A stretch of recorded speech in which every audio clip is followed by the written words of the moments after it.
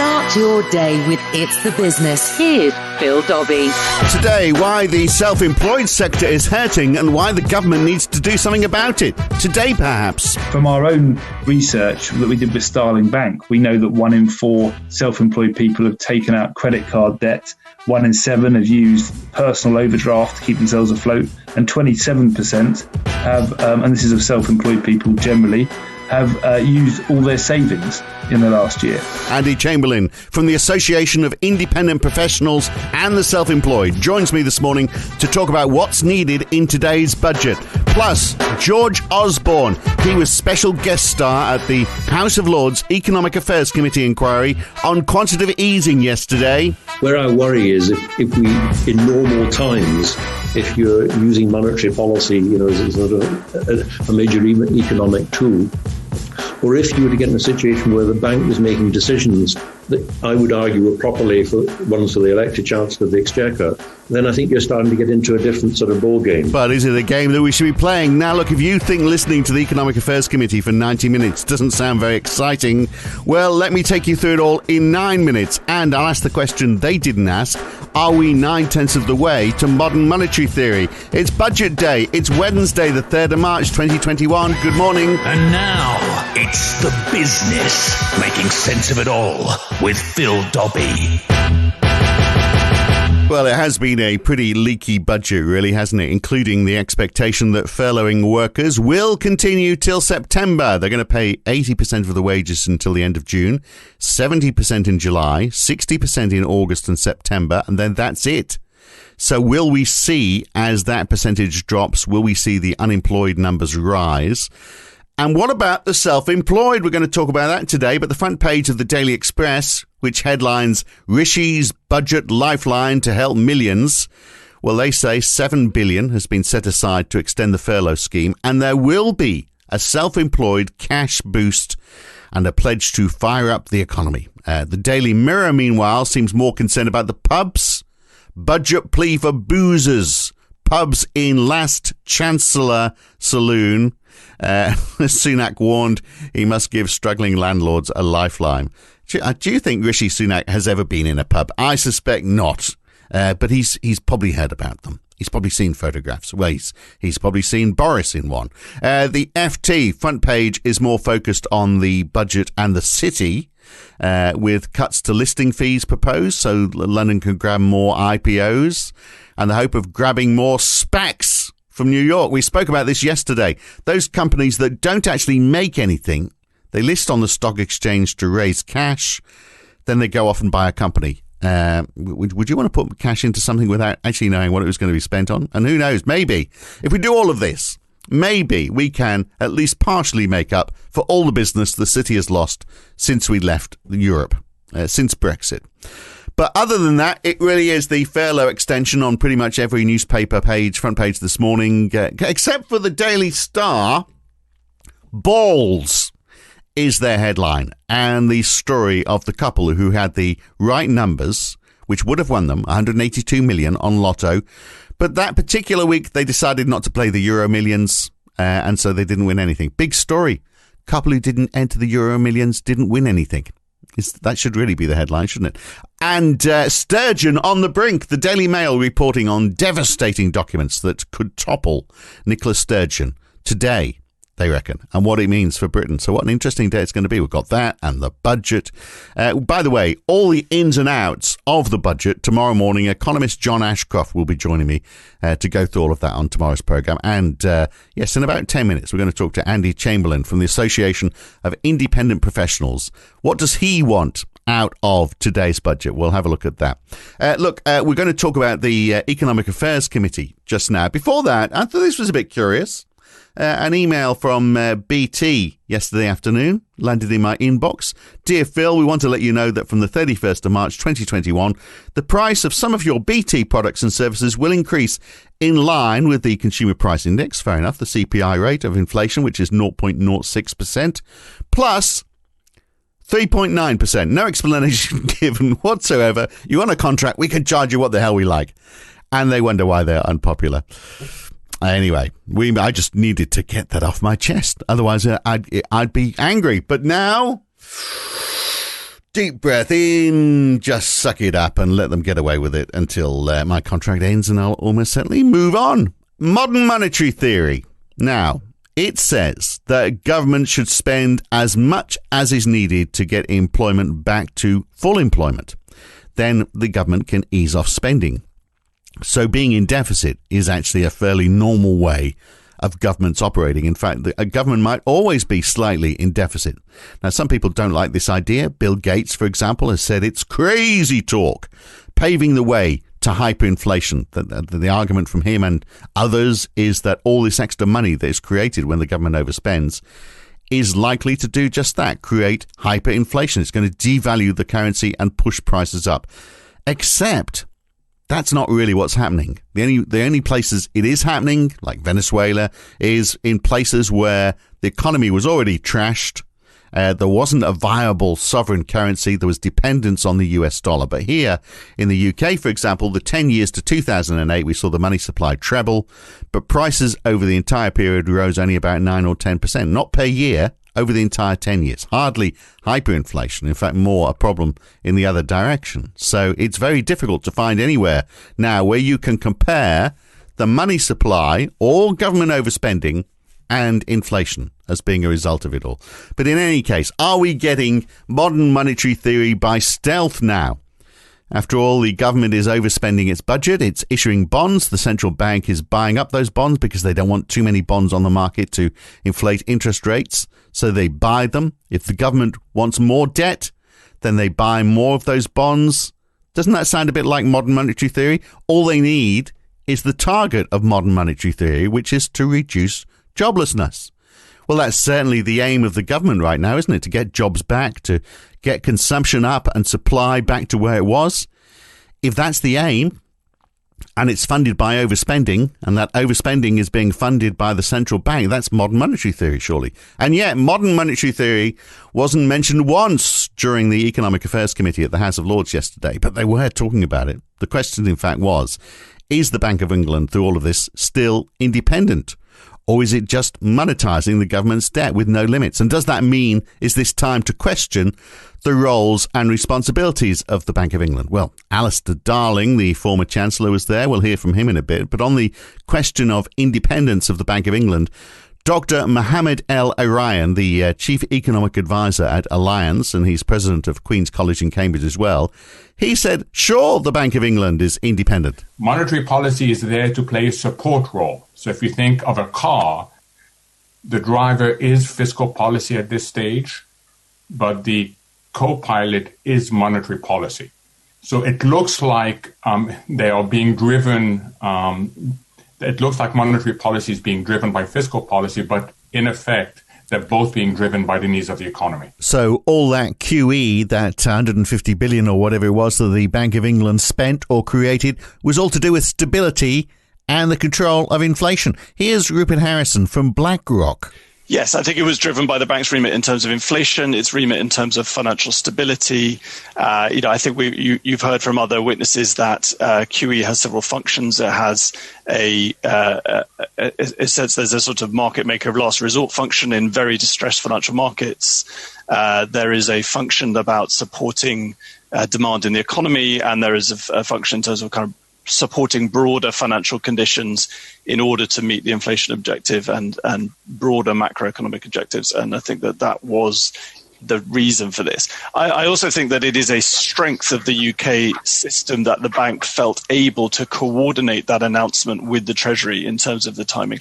I think that that shows a sort of certain amount of maturity and confidence in its independence. I think that is effective. I think that markets and business find it reassuring when they see policymakers acting in a coordinated way. Although I don't think it makes people think that the Bank of England has been acting independently when you see the Bank of England meeting early in the morning to offer an increase in bond purchases just before the government announces it's going to increase spending.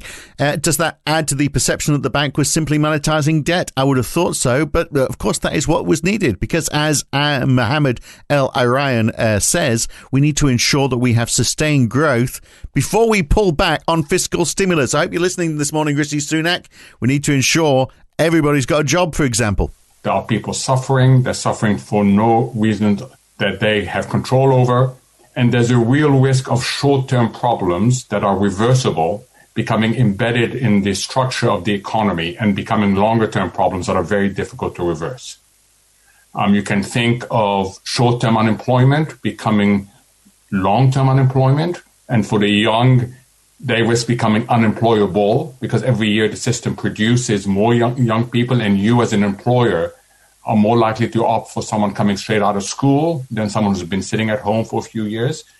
You can think of companies who face short-term liquidity problems going bankrupt. Even though they would have performed well in normal times. So we have this double problem, don't we? We have to reduce the drag on the supply side, but we also have this risk on the demand side because of the economic shock that households have felt. So what is the role of central banks in fixing this? For too long, central banks have been carrying too much of the burden when it comes to policy response. Not because they wanted to do so, not because they were interested in mission creep, but because other entities, particularly in the United States and the Eurozone, did not step up to the challenge of the policy handoff. And that's the problem we're facing today, is of excessive reliance on central banks and the consequences of excessive reliance on central banks. So again, I would stress the central bank's role here is that of a support role. So when the central bank is providing the tools to fund the money that the government needs for fiscal spending, that does start to sound a lot like modern monetary theory, doesn't it? Well, it does to me. The government creates the money to get the jobs, and it can't be a quick fix. You've got to keep spending that money until the economy is really stable again. So does that mean that the mandate of central banks should be changed? Well, Rupert Harrison, who was at the hearing yesterday, was an advisor to George Osborne, and they did investigate changing the mandate of the Bank of England away from prices and inflation to include growth and employment targets. But they didn't do it because they thought it could be achieved through inflation targeting. But since then, we've had the Fed in the US with specific targets on employment and saying that they are prepared to let inflation run hot if it will help reduce unemployment across all sectors of the economy. So now they've done it. Why can't we? I think, you need a sort of risk management framework around this. I think that, we are not the United States. We don't have the dollar. It's a little bit riskier for a central bank like the UK to abandon a pure inflation targeting framework. There was a risk that markets might misinterpret what you were doing. You could see that reflected in a risk premium in gilts or in a weaker currency if you got it wrong. So there's always a risk associated with any change like this, but it has certainly been made easier by what the Fed has done. I think another element is that it's clearly the case, and I think the Federal Reserve themselves will acknowledge this, that this is still very new. We have not yet seen the Fed's new framework tested through a cycle. We don't know how it's going to turn out. I think you could justify, waiting to see how it goes. And so, at present, I think, I would probably come down on the side of saying that you can probably do everything you need to do at present within a pure inflation targeting mandate. But I certainly think that all of these innovations make that debate perfectly legitimate and probably a good one to have right now. Well, if you did say part of the role of the bank was to ensure full employment like the Fed does, and supporting the government's fiscal spending to achieve that target was part of their role, then that really is 3/4 of the way to modern monetary theory, which basically says governments should spend up and put money into the private sector until you get employment back on its feet, even though modern monetary theory is obviously not spoken of fondly in central banking circles. But they do seem to be heading in that direction, don't they? Lord Alistair Downing, former Chancellor of the Exchequer from 2007 to 2010, was also at the hearing yesterday. He is someone who raised the question about whether the government was using QE in place of general taxation, which really is a shot across the bow when it comes to questioning the independence of the Bank of England. Well, look, firstly, in relation to what the government is doing presently, I was making the general observation that standing up announcing tax increases is quite difficult. But clearly, if one of the side effects of what's going on through quantitative easing means that you're able to spend more, then politically that's easier. I wasn't levelling a general charge as far as that's concerned. I've told you, I think what the government is doing at the moment is something that I would support. I don't think, if you ask me today, is the perception of the Bank of England about its independence any less than it was? I would say, no, I don't think there is that perception. I think that people do see the Bank of England as being independent. Where I worry is if we, in normal times, if you're using monetary policy, as a sort of a major economic tool, or if you were to get in a situation where the bank was making decisions that I would argue were properly for the elected Chancellor of the Exchequer, then I think you're starting to get into a different sort of ball game. And you'd be in that ball game if the Bank of England are the ones focusing on reaching full employment, surely, rather than the government doing that. I mean, that's one of the things that governments like to say. We're going to create jobs. If it's the Bank of England's responsibility, well, what do they do? So there's certainly a lot to debate there, isn't there? It's not just about QE, but also about the split in responsibilities between the bank and the Treasury. And I'm not sure anyone has any clear answers on that, other than the fact is that they are shifting. And so that means it's something we will revisit time and time again, I'm sure, on It's the Business. It's the business. Making sense of it all. With Phil Dobbie. Now, I don't think there's any doubt that some of the hardest hit from this pandemic have been the self-employed. If you remember right at the very beginning when the furlough scheme was introduced, it was almost as though the self-employed were completely forgotten about. We had Rishi Sunak just offering the furlough for people employed.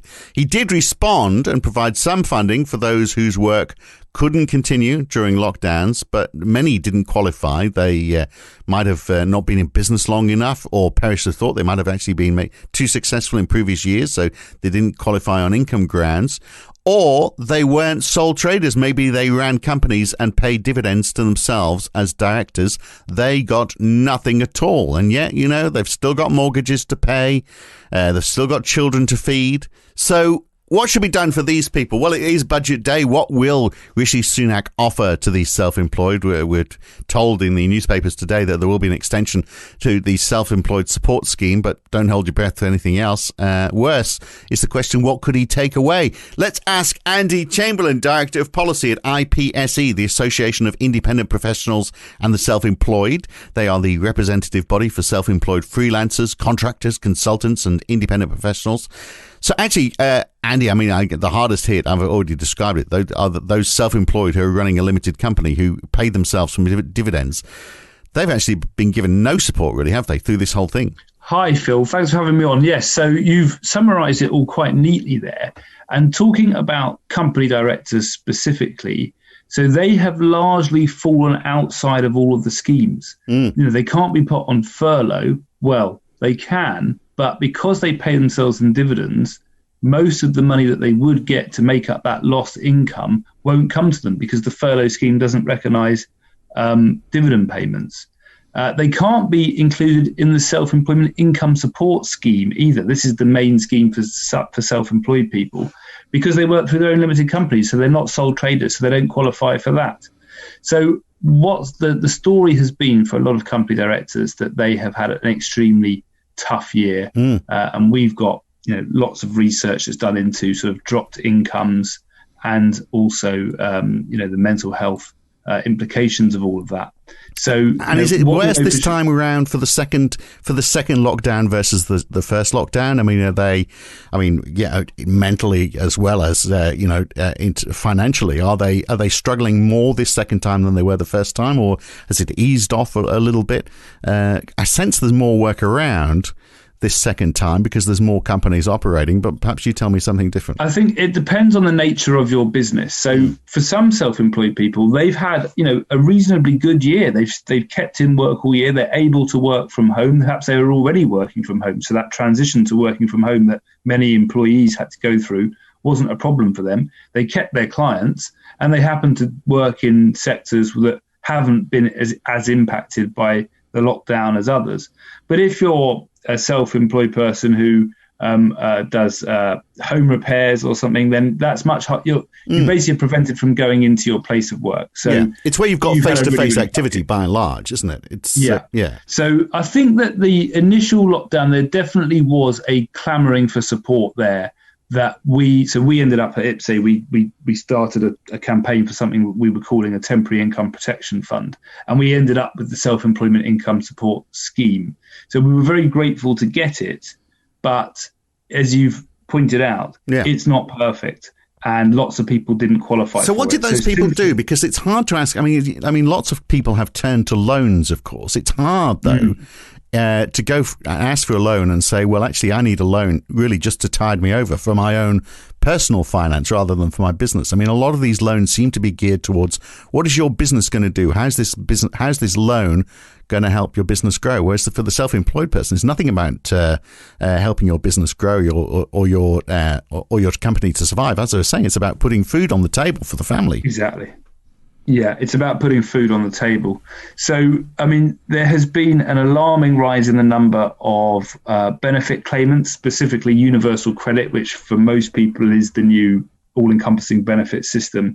So amongst self-employed people, there's been a 341% increase in the number of self-employed UC claimants last year.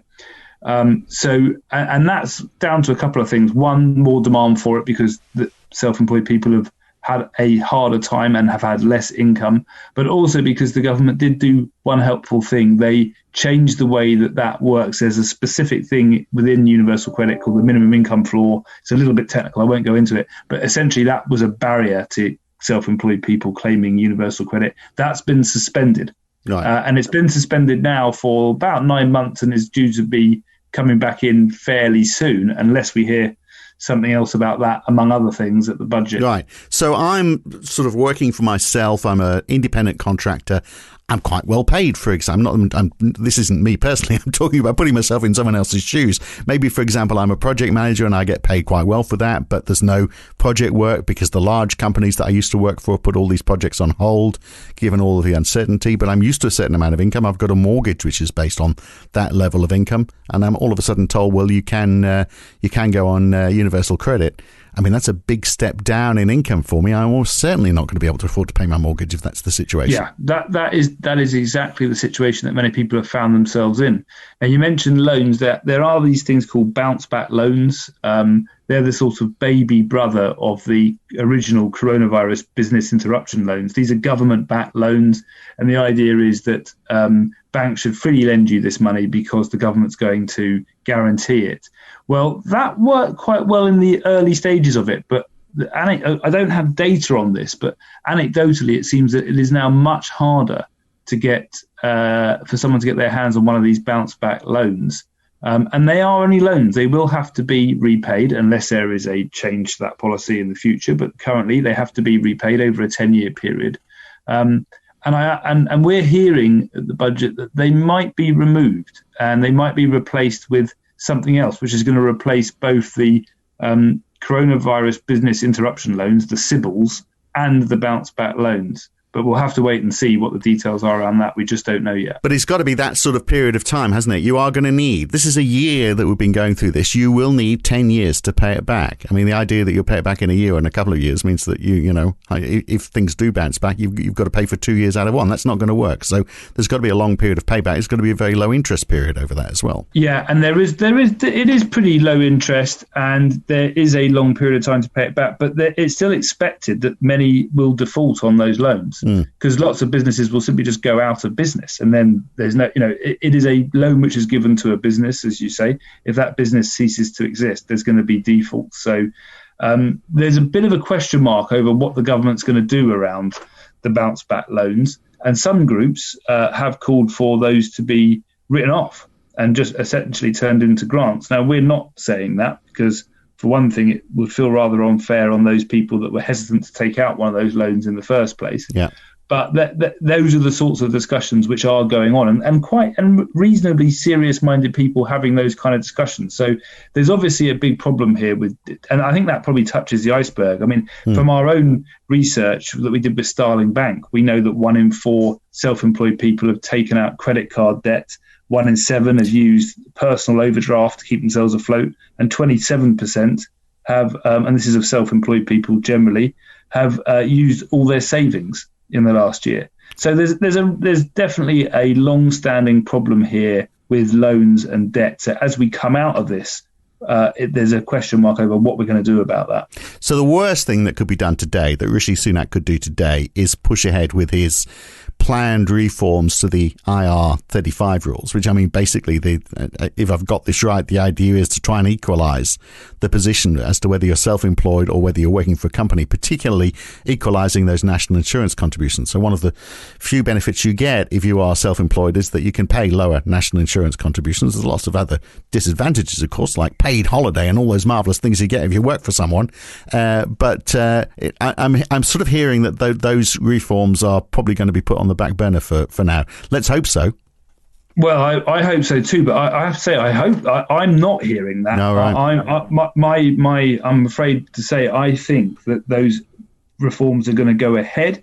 We are completely opposed to them. We think that they are extremely damaging, and that they will ultimately put lots of people out of business. People will have to close their businesses because of that. And there's all sorts of other problems with employment status that they cause. They're exactly what we should not be doing right now. But I fear that the Chancellor is very much minded to push ahead with them. Right. And then corporate tax, that's the other thing as well. I guess if your company is not making a profit, then that's less of an issue. But for the self-employed, I mean, it's always that question, isn't it? If you're self-employed, what is a profit? Because, you're basically paying yourself rather than claiming a profit. So is corporate tax going to be too much of a problem for them? Yeah, I think that for those that operate through their own limited company, the rates of corporation tax are important. So we've seen the corporation tax come down over recent years, and there's been lots of speculation that it might go up again at this budget. What we've said to the Chancellor is now is not a good time to be thinking about a corporation tax increase, and that maybe if he really does want to increase it, he should think about reintroducing the small profits rate. It used to be the case that small companies would pay a different rate of corporation tax, a lower rate than some larger companies. Now, those two rates have been brought together in recent years, but possibly, if we want to get more tax out of the global behemoths like the Amazons, etc. of this world, we might want to think about reintroducing a small profits rate to protect those smaller businesses from that kind of rate increase. Right. I haven't lived in the country long enough, back in the country long enough to have been aware of that, but that seems like a very logical thing to do, because then in the online space, for example, it would give small self-employed online operators a way of competing with that behemoth over the other side of the Atlantic, wouldn't it? So I mean, that makes perfect sense. Tell me about how quickly the attitude of amongst freelancers, because you've got this tracking survey I notice on your website that's telling us what attitudes are and also, the circumstances for freelancers. I mean, are they hoping that we're going to come out of this fairly quickly? Is there confidence? Is the confidence increasing? Yeah, so our confidence index tracks how people feel about the prospects for their business and for the wider economy. And what we saw in the last quarter of last year, which is the most recent data that we've published, is that there was a bit of a bounce back in confidence. But of course, that was before this latest lockdown really hit. Perhaps people were looking forward to an easing of restrictions at that time. And then we had the news sort of just before Christmas, didn't we? That, oh no, actually Christmas is cancelled and lockdown's back in place. So I wouldn't be surprised to see that dip back down again when we get the data from the latest round for this current period, which is the first quarter of 2021. But overall, people are concerned. Confidence remains low despite bouncing back from the middle of last year a little bit.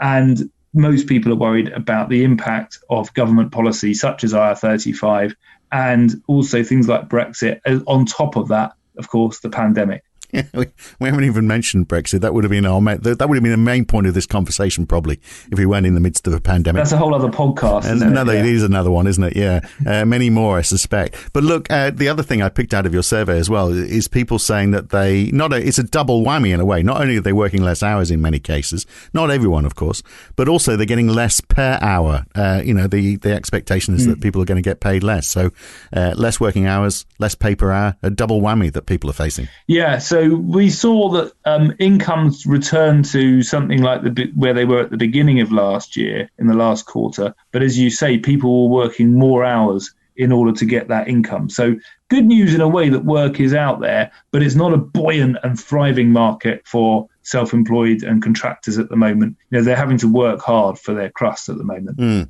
Now, look, I'm not sure if Rishi Sunak has found this podcast yet. And even if he has, and he's avidly listening this morning, it might be a little bit too late to make changes to this afternoon. But if there was one thing one thing you'd like to see in the budget for freelancers and self-employed, what would it be today? Can I say two quickly? You're very pushy, but yes. We'd like to see more comprehensive support for all self-employed people. So think about these excluded groups, which he knows who they are. We've spoken about them at length. Let's find some support for those people so that we can get through hopefully the last stages of this pandemic and get everyone back to a thriving economy again. And finally, please, no tax rises, including IR35. Let's rethink IR35, and also let's not put tax rises in place now. We're in a very fragile position. Let's protect our businesses, support them so that they can thrive and grow the economy. Right. Well, I think, he's hearing that. A lot of people are saying exactly that. No tax rises right now until the economy is recovered. You don't need to balance the books. You're a long way off doing that anyway. So why start on it just now? But just on that forgotten group, what do you want? I mean, even if you could identify them, and I think that might be half the problem, mightn't it? What do you want for them? Do you want to give them some sort of cash grant? Is that what you're talking about? Yeah. With the newly self-employed, these are people who didn't have a tax return in 2018, 2019 because they weren't trading then. So we call them new, but they're still 2 years old now. Yeah. They are excluded from the self-employment income support scheme. So what we're asking for is for them to be included now that we've had a whole nother tax year deadline passed. And I am somewhat hopeful that they will be. I think that might happen. For the company directors, there's been a few options presented to the government. We came up with a scheme called Pay Now, Claw Back Later. Other groups have come up with something called the Directors' Income Support Scheme. I fear the government might not act on those, even though several options have been presented to them. I hope I'm wrong, but I remain worried and concerned for company directors. And for those who previously earned too much money, which you referred to at the start, I'm not overly hopeful something might happen there either. But we have presented something called the taper scheme, which could be introduced, which would just get some money to them in quite a fair way, we think. So maybe there'll be something there, but I'm not getting particularly positive mood music back out of Treasury on that one either. So I think that for a lot of the excluded groups, and then there's the 50-50 people who earn a lot of money from self-employment previously, but not enough to qualify for the self-employment income support scheme. I've heard Rishi Sunak recently defending that 50-50 rule. So I'm not hopeful on that one either, I'm afraid. So, I would like it if the government did much more to support these groups and think much more creatively around how support could get out to these groups. And maybe some of them will be helped, but I'm not sure if all of them will be. Yeah, and I'm sure, part of the thinking in terms of the government is, well, look, we are over the worst of this now. If you've made it this far, then perhaps you're going to be all right. But of course, we've still got months to go, haven't we, really, before things are back in full force. For a lot of people, they may actually be out searching for new clients now because the companies they have been working for might have gone under through this whole process. Yeah, that's right. And there's also something in there around, just because let's say that we do free, there's end of restrictions on the 21st of June, which is what the government have targeted as a date to that. The idea that immediately all these businesses will be straight back up and running and income will be coming in from the 22nd of June is clearly a false one. It will take a while for businesses to get back up and running and then to get paid because, you invoice and you don't get paid for a while. So we're really just trying to say to the government, that let's not end this too early because we could just end up with more redundancies, more businesses going out of business. Let's make sure we've come this far. Let's make sure that the support is there for as long as we need it and make sure we've got that cushion in place so that businesses can, by the end of this year, can really be firing on all cylinders and they would have been helped through this difficult period just when they needed it. Yeah, well, let's hope so. All right. Thanks so much for coming on, Andy. Thank you. And we will be looking at the budget tomorrow morning. John Ashcroft will be taking us through the dirty detail of the 2021 budget tomorrow morning on It's the Business. By the way, if you're enjoying this podcast, do tell your friends about it and make sure you subscribe as well. We are on all major podcast platforms and the URL, our web address, it's very easy. It's thebusiness.co.uk, or if you prefer, it's the.business. I'm Phil Dobbie, back again tomorrow. It's the Business with Phil Dobbie. Listen online at itsthe.business or wherever good